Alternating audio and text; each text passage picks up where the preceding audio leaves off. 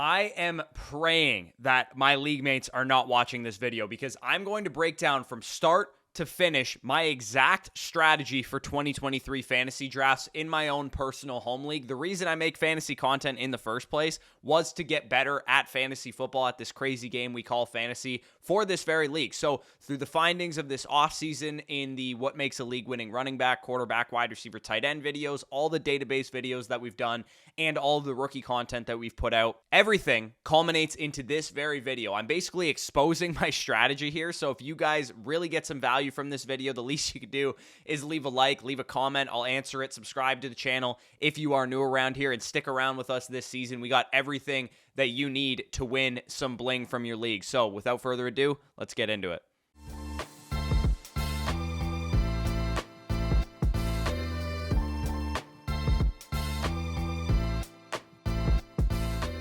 All right, so like I said, today I'm going to break down my strategy for every position. I'm going to go through my running back strategy, wide receiver strategy, tight end, and quarterback strategy, the pockets that I like in the draft based on those league winner videos. And if you want to check those out, that's basically all the findings from those videos is what made this video. And then at the end, I'm going to do a mock draft with my own league settings, where I'm picking from, which is the 4 slot. And I'm going to talk about, the value pockets in my strategy based on that pick slot. I'd highly encourage you guys to take a similar approach that I'm doing in my league for your own league, and use your own league settings and whatever settings that are unique to your league, because you will absolutely crush your league mates who will not put this much effort into their studies. So definitely stick around to the end of this video. Let's start with the running back strategy, because of course this position is the driver of all fantasy strategies, right? It's called the zero RB, or the hero RB, the robust RB, the double hero RB. My strategy at this position is very simple. If you take nothing away from this video, you should take away this point. Stay light at running back through the first 7 or 8 rounds. No matter what strategy you deploy, if it's a hero RB or a zero RB or a double hero RB, you only want about 2 running backs max on your roster by round 7 to 8. You don't want 5 running backs through 8 rounds. And the reason why, and I'm going to explain here in a second, is that running backs can help you win a league. I think everybody would kind of agree with that point. However, running backs come with a ton of inherent risk that can lose you a league. So you don't want to overexpose yourself to this position. One principle that I always keep in mind with the running back position is that I only draft them early if I think they have an elite ceiling. So an elite ceiling, in my opinion, is 20 plus PPR points per game. I broke that down in the entire who is the next league winning running back video that I'll link down below. The number of fantasy running backs each year is vastly overrated that have that type of ceiling by the fantasy community. And most of the time, your league mates are drafting running backs who are bound to get injured, bound to bust, never had that ceiling in the first place. And as you guys can see on the screen, I did a video a couple days ago basically breaking down the early round running back strategy. There's a lot going on in this table, but essentially, if you want to focus on that last column,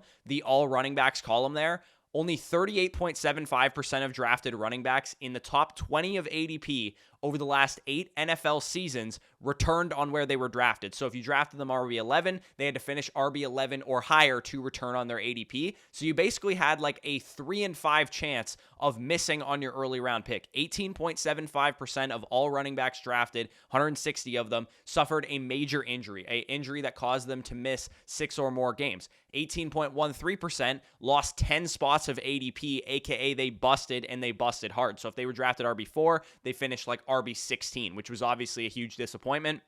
And then 21.88% didn't kill you, so they were fine. They lost 1 to 9 spots of ADP. For example, Dalvin Cook and Alvin Kamara, both drafted as top 8 running backs, both finished as mid RB2s. They didn't kill you, but you weren't really satisfied with those picks. When you combine those 3 outcomes and those percentages, which had no overlap, by the way, 58.76% of the time that you drafted an early round running back, they disappointed you to some degree. They were a liability to your team. So if you're in a 10-man league and everybody drafted 2 of the top 20 running backs overall in ADP, that means 6 of those 10 league mates would have been unhappy with their pick to some degree. So that is the miss rate, the bust rate, the injury rate we are talking about with the running back position. You want to be really picky early on in drafts when it comes to this position. On top of those serious outcomes, we also have the fact that running backs miss on average 3.09 games per season over the last 8 years, like I said, 1.84 was the average for wide receivers. So on average, you're getting about a game more per game out of your early round wide receiver pick. And even if it's not a serious injury, we have proven data to say that some of this ticky-tack stuff, hamstring injuries, ankle injuries, that kind of thing, will affect the running back position more. Even if it doesn't show up in this data, it might affect their season. Like Jonathan Taylor's last year, we knew he was banged up. He wasn't the same type of running back. Alvin Kamara a couple of years ago dealt with a high ankle sprain, same thing. Moral of the story is, if you want to draft a running back early, you got to make sure that they have an elite ceiling, because there is no such thing as a safe running back. There's no such thing as a running back that is an easy projection year over year. Any running back can bust. Any running back can get injured. There is a lot of volatility with this position. If you want safety, if you want risk aversion early on in the draft, you should be drafting wide receivers, quarterbacks, or tight ends in the early rounds. So the other thing that we want to be aware of for the running back position is the running back dead zone. And people have debated, is the running back dead zone a thing anymore? And in sharper leagues, it definitely is less of a thing. But I'm assuming most of the guys that are listening to this video, most of you guys are playing in more home league style redraft leagues with people who don't follow content, who aren't, drafting many teams on Underdog Fantasy. And in these league formats, the running back dead zone is still very much a thing. In this area of the draft, rounds 4 to 7 is known as the running back dead zone. The running backs miss at an incredible rate due to the risk with their profiles. We know that deep down, every NFL team is not going to produce an elite fantasy running back, but yet that doesn't stop us from projecting in any way, right? We look at a guy like Miles Sanders this year, Alexander Mattison this year. They're starters. They're going to get all the volume. Maybe these running backs are going to hit, and some of them definitely do, but most of the time, the vast majority of running backs picked from rounds 4 through round 7 in ADP miss, and it's usually because they're not very good. It's usually because they're dealing with injury. Maybe it's because their offense isn't very good. There's a vast number of reasons why they can miss. Whatever the question is, ADP has gotten sharper and sharper every year thanks to sites like Underdog Fantasy and all these big best ball tournaments at predicting which running backs will hit and which running backs are dead zone running backs, ergo they probably will not hit. Since Underdog has been a fixture in my analysis and Danny's analysis here since 2021, you can see that only 18% of running backs picked in the dead zone in 2021 hit at over an 8.3% win rate, which is basically a 1 in 12 chance of winning your league. If a running back is giving you greater than 8.3% chance, it means he was an asset to your team. Last year, even with Josh Jacobs smashing, even with Miles Sanders smashing, 25% of those dead zone running backs hit versus the wide receiver position in the same area of the draft, producing a 40% win rate and a 39% win rate over the same 2-year sample size. So we know that running backs are inherently not good investments in this area of the draft. Wide receivers, quarterbacks, and tight ends are better investments in this area of the draft. And if you guys are listening to this and are in a casual home league draft format with your college buddies, with your work friends, your high school buddies, whatever, the running back thirst will be amplified even more for you than it will be for somebody like me in my home league. Some people follow content. They kind of know what they're doing a little bit more. You will get better and better wide receiver values if you follow the strategy that I outline in this video. I promise you it will work like gold for you. You guys can see, again, the win rate table for the dead zone running backs, 33%. Average win rate for wide receivers, 46.97%. It's all in the numbers. The wide receivers hit at a higher rate. And even in recent years where the dead zone has gotten a little bit more murky on some of these big platforms, the running backs are falling a little bit more. The wide receivers are going higher. It still holds true. The wide receivers are better investments. In the first 3 rounds, ideally, you want to get 1 or 2 stabs at most at running back profiles that profile as guys that have elite upside for you in a hero RB build or a double hero RB build. But even if you don't get any running backs, let's say you get 0 running backs through 3 rounds and the best player available dictated that you drafted 3 straight wide receivers, or you drafted Travis Kelce and 2 wide receivers, or Josh Allen and 2 wide receivers, you still want to avoid a running back dead zone anyway. The biggest mistake people make with 0 RB and hero RB, draft strategies is that they don't draft a running back for 3 rounds and then they hammer dead zone running backs. Again, the running back dead zone, the running backs miss at a massively inflated rate than other positions. You guys can see on the screen, the quarterbacks, wide receivers, and tight ends hit at above 40% win rate, above 45% for quarterbacks and wide receivers, and running backs miss basically 2/3 of the time. And that is the long spiel on the running back position. Obviously, I had to go longer on that position. My strategy at wide receiver is to get them early and often. In the top 50 picks of ADP, you can see we have a 51% chance of hitting at wide receiver versus a 35% chance at running back. So when you're talking about the first 4 rounds of your draft, you definitely have a higher chance of hitting on wide receivers because, like I said, they don't get injured as often. They're usually safer projections, and everybody inflates running backs all the way up the draft board to the point that wide receivers are better investments. So during that time that you're only maybe taking one, maybe two shots on running backs, you're going to be drafting a lot of wide receivers during this time. And I'll talk about that during the mock and when I want to deviate for what positional tier breaks and that kind of thing, because this year, unlike any other, we're seeing running backs fall a little bit more. So I'll break that down in the mock draft. But through 7 to 8 rounds, essentially, you want to have as many wide receivers as possible. You want to have as many wide receivers as you can reasonably start in your own individual league format. In my league format, it is a 2 wide receiver, 2 flex, full PPR league, which means you want to start 4 wide receivers pretty much on any given week. You want to have 2 wide receivers in your wide receiver spots, 2 wide receivers in your flexes. That means that I'm going to need to have like 4 or 5 wide receivers through the first 7 or 8 rounds, taking a few shots, few deviations for a running back or 2, or an elite quarterback or tight end, avoiding the running back dead zone by pounding wide receivers and potentially an elite quarterback or tight end in that area. One thing that you definitely should keep in mind also is that we do have some recent data about wide receiver age cliffs, that we're seeing older wide receivers get injured at a higher rate. Think Cooper Kupp and Keenan Allen last year, Julio Jones in recent years. So if you're at a positional tier break with wide receivers, favor the guy that is younger because he's less likely to get injured if recent data is any indication. So let's move on to the onesies, tight end and quarterback. We'll start with tight end and how you should handle this position. Last year, I was being a dumbass. I sat here and I told you I don't like drafting elite tight ends early because quarterbacks hit at a higher rate. And while that's semi-true, it's true by about 4% in the dead zone. The advantage that an elite tight end gives you is more substantial than an elite quarterback advantage because there's more replaceability at that position. You can stream, you can play matchups, whatever the case is. The tight end position, if you hit on Travis Kelce, it's curtains. You're going to probably win your league or at least be in the playoffs at the very least. And the hit rates were not far off enough at quarterback and tight end to make up that difference. So in my home league specifically, we've also added a tight end premium, a 0.5 bonus for first downs at the tight end position, which this year makes me more inclined to take a tight end in the mid rounds. The exact targets that I like, if Travis Kelce falls in the late first, I think he's a good value there. Mark Andrews, more notably, if I'm going to go really early at tight end, is the guy I'm going after in early round 3 because my league is a tight end premium. I think that's worthwhile there. If I miss out on those guys, I like bypassing TJ Hawkinson. The reason being is that I think there's a similar projection for George Kittle and for Kyle Pitts, who go in round 5 and 6 versus round 4 where TJ Hawkinson goes. So I would rather bypass him and take those other guys. And then if I miss on all of the tight ends that I just mentioned, I like bypassing Dallas Goedert because I don't really love his projection as the third target in his offense, for Darren Waller in late round 6 or early round 7. And then if I miss out on Darren Waller, I like taking shots on Pat Freiermuth, Evan Ingram, David Njoku, Greg Dulcich, Dalton Kincaid, maybe drafting another tight end later on in the draft for upside or for safety, depending on which of those tight ends I actually drafted. Of course, the tight end league winners video, I highlight exactly who I want in that video. And then finally at quarterback, my quarterback draft strategy, I do like prioritizing quarterbacks early still, especially in my league because we have big play bonuses for 40-plus yard completions and touchdowns. We have bonuses for 300-plus passing yards in a game as well. So quarterbacks have a lot of value in my league relative to other standard one quarterback leagues.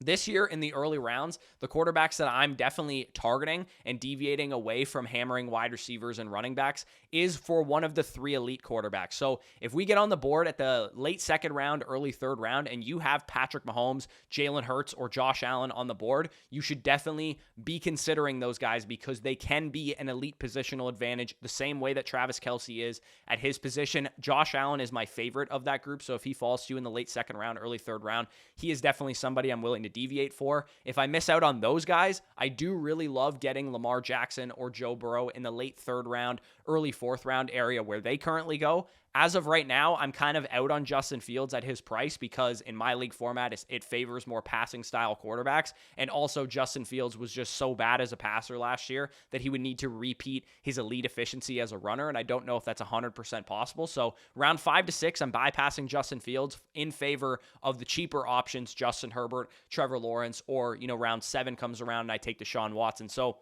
Those are kind of my high priority early round targets. My primary goal is to get one of those guys I just mentioned, and I'll show you that during the mock. I'll be definitely highlighting where they're going. But if I do miss out on an elite quarterback, one of those guys, I do like Kirk Cousins this year. I do like Dak Prescott this year, Tua Tagovailoa this year, Anthony Richardson. If you guys are looking for some upside, you could pair him later with an Aaron Rodgers or a Russell Wilson to fill out your quarterback position. Maybe even stashing Kyler Murray if you guys have an IR spot or the roster space to do so. So again, the micro player takes I will get into during the mock draft. We're going to get right into that. I'm going to be drafting from the 4 slot. It's a full PPR league, 2 wide receiver, 2 flex, 2 running back, all that good stuff. And let's get right into that.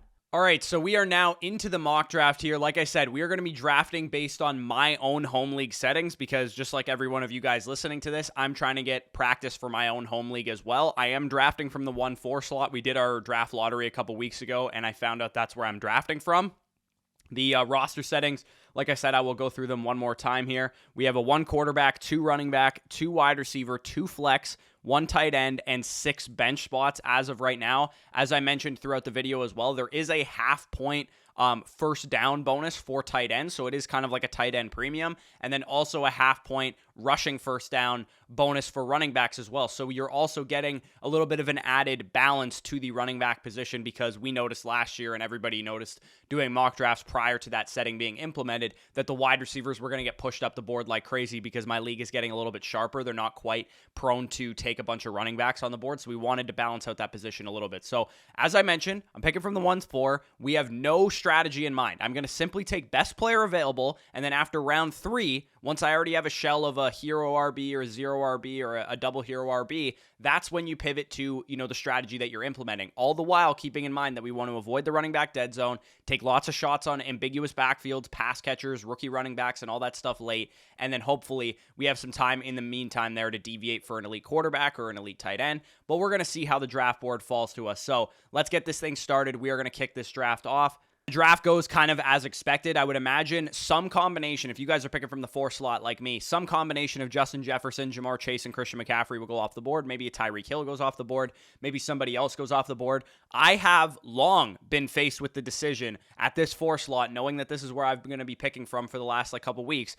Do I go Tyreek Hill? Because again, this is a league that rewards big play bonuses. It's a full PPR league. You can start up to 4 wide receivers. He would be my highest rated wide receiver in this format. But also, we added these 0.5 points for first downs for running backs. You guys know that Bijan Robinson is my RB1. You know that he is the guy that I'm ride or die for this year. So what I'm going to do, because I'm most likely going to do this in my home league, is I'm going to take Bijan Robinson here at the 1-4. As of now, he's kind of like my anchor running back. My hope is that a bunch of wide receivers maybe slide to me here in the second round. If not, I can go with a double hero RB if some of the running backs slide, or potentially with Mahomes going off the board there, I could go with an elite quarterback, assuming, a Josh Allen or somebody like that falls. So we have some options on the board. Tony Pollard actually fell to me, which is a guy that I would consider like a anchor running back, a guy that can be really, really productive this season. So again, had, let's say, CeeDee Lamb fallen to me, Garrett Wilson fallen to me, Devontae Adams fallen to me, absolutely would have gone with those guys. But as of right now, top 3 rounds, best player available is the draft strategy I'm going. My top 2 players are Tony Pollard and Josh Allen. Tony Pollard I have slightly rated over Josh Allen. Maybe there's a chance I get Josh Allen in the 3rd round. Tony Pollard will be gone probably with the next pick if I don't take him. So I'm going to take Tony Pollard here. As of right now, we have a double hero RB shell, but I could have very easily gone Tyreek in the 1st. I could have very easily gone with a wide receiver at the 2-9. It's all really about how the draft board falls to you. It has nothing to do really with, best player available and micro player takes. These are personally the players I prefer. Again, if you want our rankings, you can get them by signing up on Underdog using just $10 to get our redraft draft guide, our redraft rankings manifesto 2.0 for free. If you sign up on Underdog with code FSE there, or you can get it on our site, flockfantasy.com as well. So again, like I said, I thought there was a chance Josh Allen falls, and he did. So this is a pretty crazy start for me. I am not one to not take a single wide receiver through this many rounds. But when the board falls to you the way it does, like I had no expectations about this draft. I could have came in here and run a 0 RB. I could have came in here and run a hero. I instead run a double hero with an elite quarterback. So my goal now going to the end of the draft, knowing that I have to start 2 wide receivers and 2 flex options, I'm going to probably hammer like 5 or 6 straight wide receivers here because I am at a point in the draft where I just can no longer deviate for a tight end because I have 2 quarterbacks already, because I have 2 running backs already and a quarterback. And of course, George Kittle decided to fall to me. So I actually might have to go with a tight end as well. I'm going to go on the board here. I'm going to grab my highest rated wide receiver, which I believe is Jerry Jeudy at the moment. So that is going to be a little bit shaky, but he's going to be my wide receiver 1. Hopefully we're going to make that up in numbers and draft a bunch of wide receivers to make that up. So we are now back on the clock here. I'm going to grab another guy who I think, because I need wide receiver production kind of badly, I'm not in a position really where I can take upside swings because I don't have a lot at that position. I'm going to grab somebody that I believe has a chance to be like a consistent, every week, very good target share guy, and that's Chris Godwin. I know the offense in Tampa Bay is not very good, but Baker Mayfield is a good enough quarterback to get the ball to Chris Godwin. Maybe he's going to struggle to get it to Mike Evans downfield, but Chris Godwin's an easy target over the middle that I think even Baker Mayfield and Kyle Trask can hit consistently. So again, really weak at wide receiver, not something that I typically like to do. But thankfully, there's still a lot of wide receivers available on the board. So Jerry Jeudy and Chris Godwin were my first 2 wide receiver picks. A little shaky offenses that I invested into there, so I definitely want to probably grab somebody from a better offense here. Marquise Brown is a guy that I'm interested in, but I really don't want to be relying on the Denver Broncos, Tampa Bay Buccaneers, and Arizona Cardinals for fantasy production for my wide receivers. So I think what I'm going to end up doing here is taking Christian Kirk, who profiles to be in a great offense with the Jacksonville Jaguars. Trevor Lawrence is 6th right now in overall MVP odds according to Vegas, so definitely a solid option there. And then also I got some options with my next pick here as well. I'm going to grab another access to a great offense here with Jordan Addison. I think the Vikings will be a very pass-heavy offense. They cut Dalvin Cook. Alexander Mattison, not a guy that I really, really believe in this year. So getting Jordan Addison to add to this team. Now I have 4 straight wide receivers. I've successfully, as I talked about through the video, avoided the running back dead zone.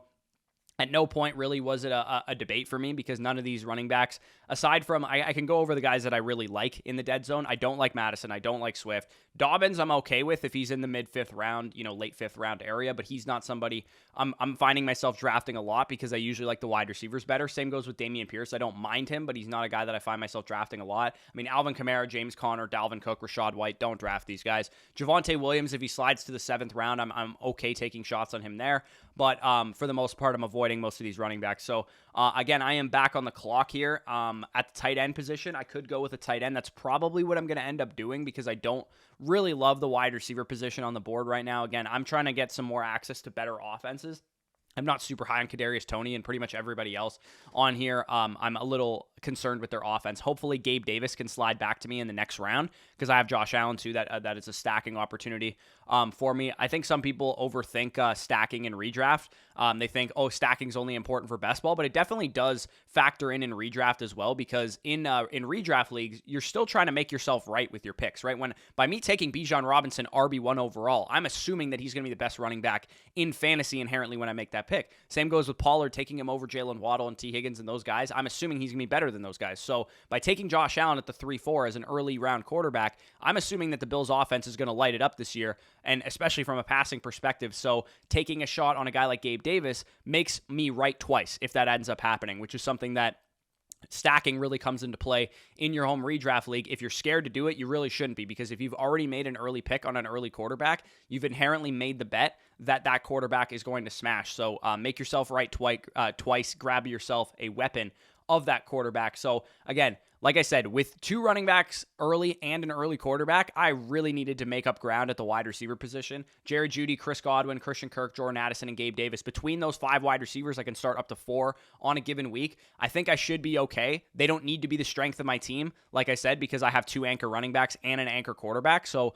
all those guys need to do is, Jerry Jeudy give me 17 points per game. Chris Godwin give me 15 points per game. Kirk give me 15 points per game. Between Jordan Addison and Gabe Davis, give me a second flex that can give me 14 points per game or whatever. So between those guys, I think I should be in a good position. Also have Elijah Moore on the board for me there. He's definitely somebody I'm interested in. I'm not going to be touching the quarterback position. My quarterback 1 is Josh Allen. I have my quarterback 1, so I will not be drafting another quarterback. If you guys are in your drafts and you draft a quarterback better than, I would say, Trevor Lawrence. So Trevor Lawrence or better. Trevor Lawrence, Justin Herbert, Lamar Jackson, Joe Burrow, Josh Allen, Justin Fields, Jalen Hurts, Patrick Mahomes. Don't draft a second quarterback. You do not need one unless it's a super flex league. Do not draft a second quarterback. It's simply a wasted pick. And if you do decide to, like, only would take a shot on like a Kyler Murray, a guy that's like a super high upside trade piece at a later point in time. So I'm back on the clock here. Like I said, I think I'm going to grab one more wide receiver. I want to be really, really strong at that position depth-wise because I'm not very strong at that position at the top, and I think I can afford to take an upside swing. So Elijah Moore would be my highest rated wide receiver. But because I already have David Njoku and because I'm looking for a potentially bigger upside swing than Elijah Moore, I'm actually going to take Sky Moore because Sky Moore is in the Kansas City offense, right? Because I have Godwin and Judy who potentially could be in bad offenses, I'm going to take a shot on a guy in a great offense in Sky Moore who's been really lighting up camp. So now I have 6 wide receivers. I'm probably done at this position. I'm probably not going to draft many more. Rashad Bateman's on the board. I could potentially go with him, but I think I'm going to bypass him for a running back. So if you guys were wondering, how could you possibly only have 2 running backs through 10 rounds? I usually have 4 or 5 by this point in the draft. Again, going back to what I said in the running back strategy video, running backs get early and often, and they bust often as well. So the running back hit rate, and I'll actually show this on the screen right now, from rounds 10 to 15 is actually better than the running back hit rate in the running back dead zone from rounds 4 to 7. So statistically, you're actually better off bypassing running backs from rounds 4 to 7 and taking running backs from rounds 10 to 15 in volume, which I'm going to be doing. I'm going to take a bunch of running backs here. And hopefully one of those 2 running backs or, one of those 5 running backs that I take ends up hitting to the point that I could maybe mix them into my flex along with Gabe Davis and Jordan Addison, or maybe he hits really big and he's a staple, a stable fixture for me in one of my flex spots. So for me, I'm looking pretty much for only high ceiling running backs, and that usually means like rookies and ambiguous backfield type situations or handcuffs. So I'm going to be grabbing most likely a rookie here or a handcuff. I'm not going to grab my own handcuff in Tyler Algier. Something that I think a lot of people are very, often doing is if they draft Bijan Robinson, they're going to draft and make it a priority to draft Tyler Algier later. If they draft Christian McCaffrey, they're going to make a priority to draft Elijah Mitchell later. You only have a 1 in 12 chance of winning your league, and in my league, a lot of the money is at the top. So for me, it makes more sense to increase my overall chances of winning by grabbing other people's handcuffs, not my own, because if Bijan Robinson misses, if he gets injured or whatever, I'm probably not going to win my league anyway. So it doesn't really make a whole lot of sense for me to try and salvage 6th place by drafting Tyler Algier here. What makes more sense is if Bijan Robinson hits, like I made that assumption when I picked him, let me grab Elijah Mitchell, because then that way, if the Christian McCaffrey manager has Christian McCaffrey go down, I then have Elijah Mitchell to either trade to him using a trade upgrade, or I just use him in my flex, and he's a guy that upgrades me. So one thing I really want to hammer home, especially if you guys are new fantasy players, you have this tendency to really play it safe. Grab Tyler Algier. Make sure that if Bijan goes down, you got it covered. Draft other people's handcuffs, not your own. It definitely makes sense if your handcuff falls to a point of really high value. That makes sense. But for me, I'm drafting other people's handcuffs. I'm drafting shots at backfields that are going to help me win my league, not come in 5th place or whatever, because I'm trying to win. Tank Bigsby is the guy that I'm going to go with here. He's getting a lot of buzz in camp. He's a guy that provides value on all 3 downs as well. So I'm going to grab Tank Bigsby here. I'm really going to motor through these last picks because I'm pretty much just going to be taking shots on rookie running backs, ambiguous backfields, and handcuffs. Like I said, Roschon Johnson, one of my biggest sleepers this entire year. He absolutely will be in the sleepers video that I do every September 4th on my birthday. Roschon Johnson, a prospect that I had a top 5 grade on in this class. I thought he was a top 5 running back in the class. Obviously, hook 'em horns. I got both Texas running backs on my team. But Roschon Johnson has a 3-down skill set. Khalil Herbert, Deontay Foreman, they're nice players, but they don't have any ability really on 3rd down. And that's where Roschon Johnson can work into this backfield. And that was kind of the thesis for me last year on why I was so overweight on Ramondre Stevenson, is because he had a better 3-down ability than Damian Harris had. And I think Roschon Johnson is the best pass protector on this team, even though he's a rookie. He's one of the best I've ever seen come out of college. And also, he's the best receiving back on this team. Khalil Herbert and Deontay Foreman have very little chops in this area. So one last running back shot I'm probably going to take. I'll look at the other positions to see if there's anybody that interests me. If you're going to take a shot on a late round wide receiver, it should be for somebody like Marvin Mims here, because he's a rookie. He has some upside there, untapped potential. Like I said, if you have an IR spot, maybe you take a shot on Kyler Murray. hold them on your IR spot, and then maybe trade them at a later date. In my case, I have Josh Allen. I'm probably not going to need Kyler Murray. And then also tight end, nobody really of value there that I'm interested in. You could maybe take an upside swing on a rookie like Luke Musgrave or, Sam Laporta if he were on the board. But for me, I'm going to take one more shot at running back because this yields usually the highest hit rate at the end of the draft. I'm going to go with a guy who I know is a good running back, who plays in a good offense and has a lot of upside should the starter hold out, should the starter go down. Gus Edwards, a guy that gets, a lot of flack for being kind of boring, but he's averaged over 5 yards per carry over the course of his entire career. And if J.K. Dobbins goes down or J.K. Dobbins holds out or whatever happens to J.K. Dobbins, Gus Edwards is going to be a legitimate, RB2 caliber running back or better. So again, your team construction, and something that, again, a lot of casual fantasy players will focus on the players that I picked. And that's important. Sure, you want to be right on your player takes, but focus on the team construction of this team. This is something that I really hope my league mates have not made it to this point in the video yet. What you should be doing with your teams. If you invest in your early round running backs, they need to be guys with high upside. I believe Bijan Robinson has the highest ceiling of any running back in fantasy this year as a rookie with 8th overall draft capital, a guy that can be a monster. Behind the best offensive line in the NFL in run blocking last year, they turned a 5th-round rookie and a 33-year-old converted wide receiver into top 5 NFL rushers in efficiency. Imagine what they can do with the best running back prospect that we have seen since Saquon Barkley. Bijan, to me, is the reason. That's why he's RB1. I'm swinging for upside. He is the highest upside. Tony Pollard, without Ezekiel Elliott there, he can be the early down running back there. They have not added anybody outside of really Deuce Vaughn that I think is remotely talented, and Deuce Vaughn is a 3rd down back. So Tony Pollard's going to have pretty much a monopoly on the goal line. They're talking about running the ball a little bit more. So I really think that Pollard has 20-plus point per game upside as well. Josh Allen's my QB1. Dual threat ability. 800 rushing yards and 5,000 passing yards. He was on an MVP caliber pace before he suffered that elbow injury last year, so I really love Josh Allen. Again, I took shots at wide receiver. Jerry Jeudy has upside if Russell Wilson can figure things out. Chris Godwin's more of like a target hog, a guy that I think could be safe PPR option for me. Christian Kirk, also kind of a target hog guy. With Calvin Ridley coming in, I think that offense could be this year's kind of Philadelphia Eagles, and by that logic, that would make Christian Kirk this year's Devontae Smith, a guy that can be a back-end wide receiver 1, high-end wide receiver 2 if the Jags really smashes an offense this year. Jordan Addison, never going to be the number 1 receiver in Minnesota. We know that's Justin Jefferson, but working in the slot, working against number 2 corners, he's already, we saw a preseason game last night, he's already working with the first team as the starting outside wide receiver. And then David Njoku, if Deshaun Watson takes a step forward, I think he can absolutely be an elite tight end this year, a top 5 tight end. Gabe Davis, Sky Moore, upside swings and good offenses. And then again, when you're at the late portion of the draft, what you want to do, because you have built your team the way that I have built my team, which is take a lot of wide receivers in the dead zone, take a lot of quarterbacks in the dead zone, take a lot of tight ends in the dead zone, get yourself some elite onesies. You're going to take a lot of shots late at running back, and the shots that you want to take are ambiguous backfield situations like Elijah Mitchell. We don't know how much work Christian McCaffrey is going to get. Maybe Elijah Mitchell has a standalone role. If not, he's at least a handcuff for my team.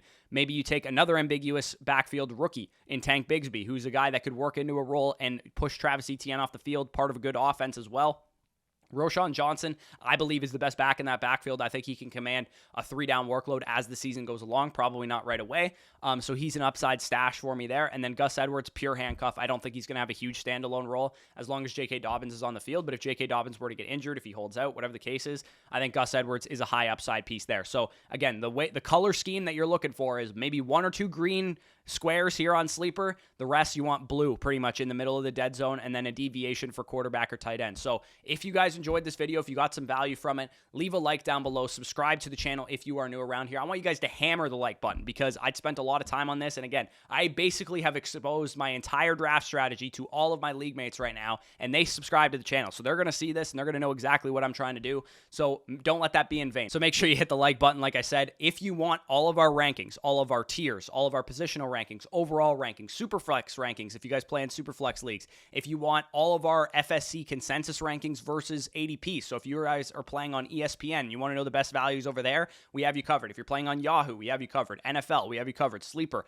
Underdog, ECR, whatever. Any platform that you're playing on, we have that in the Redraft Rankings Manifesto 2.0, and you can get yours for free today if you sign up on Underdog Fantasy as a first-time depositor and deposit $10. Once you do that, within 24 hours, you'll receive access to the Redraft Draft Guide And you'll also get throughout the season our weekly rankings to help you with start-sit decisions. So the thing that you need to get yourself prepared for fantasy football this year, all you have to do is sign up and deposit $10 on Underdog Fantasy, which you can then win money with, and you'll get yourself covered through the draft season and through the in-season weekly start-sit decisions as well. So if that interests you, check out the link down below in the pinned comment. That will take you right to Underdog Fantasy. And if you already have an Underdog account, or you're in a state that's ineligible and you can't play Underdog in your state or province, like I'm in Ontario right now, we can't play on Underdog, then you can also get access to our redraft draft guide on flockfantasy.com. Using the promo code FSE will get you 30% off. Using it annually will get you a free Zoom consultation with myself or with Danny. I will literally hop into your draft with you